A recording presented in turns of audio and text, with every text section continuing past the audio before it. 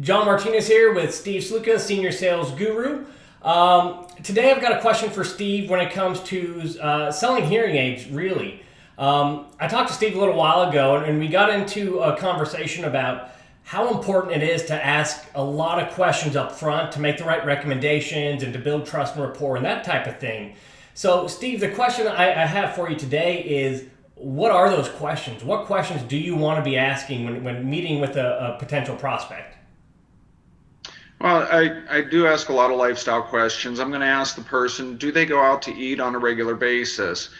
If their answer is yes, then I'm going to drill down a little bit deeper there, ask them how that experience is for them. Are they able to hear conversation in that experience, or is that background noise just too loud for them? And go even further, ask them how frustrated that makes them, and really find an emotional connection with them on that issue. I'm also going to ask them if they attend church regularly and if they're able to understand the preacher and understand the sermon, or do they really struggle in that circumstance? And again, I'm going to go even deeper with them and ask them how that really makes them feel, because I have a lot of customers that will start to withdraw from certain activities because they're just not comfortable in that.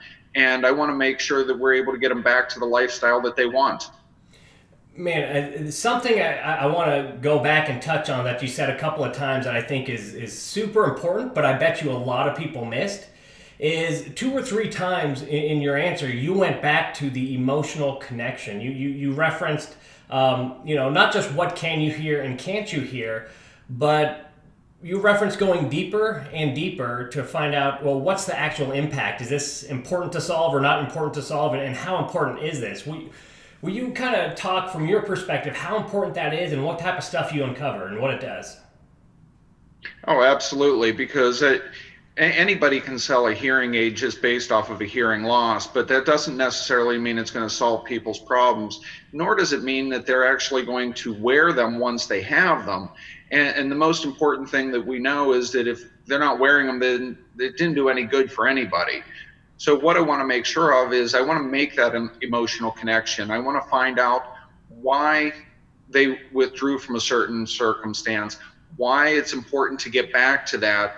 And I want them to actually feel the picture perfect lifestyle right in our office when I'm doing the demonstration, or even as I'm asking the questions. I want them to know that it's important to me that they are able to get back to that lifestyle that they really, really love.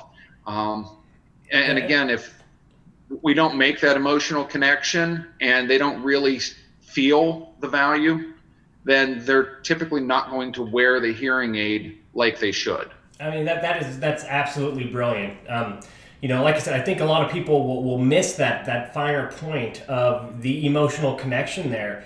I personally study a lot of psychology and neuroeconomics and behavioral psychology and some of the other social sciences. And we know that, not just in sales, but in just decision making, urgency and motivation to take some type of action, that's rooted in emotion. So that is probably why you've been so successful. And then even painting the picture perfect picture and getting people to imagine themselves with a solution of some sort, a lifestyle, an experience, an impact.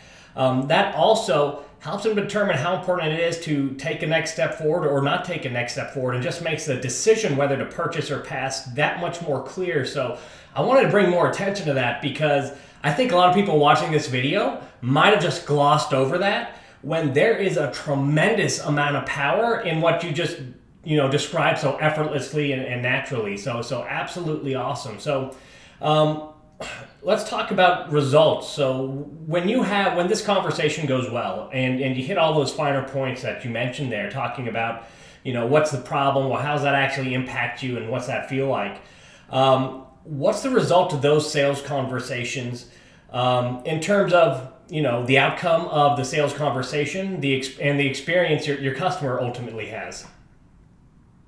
Well, the outcome is, currently around 95% that they're making a purchase for a hearing aid that's going to fit their lifestyle.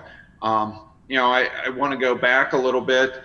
In most people have a hearing loss for 7 to 10 years before they decide to do anything about it. And that first decision may be just getting their hearing checked. And a lot of them don't purchase at that point from a majority of people. My job is to make sure that they actually realize what they're missing and what they could be getting back to with the proper amplification from a hearing aid. Steve, awesome information. I was expecting a good answer out of you, but that was absolutely brilliant. So, hey, I look forward to chatting with you again, and we'll talk again here soon. Sounds good, John. Thank you.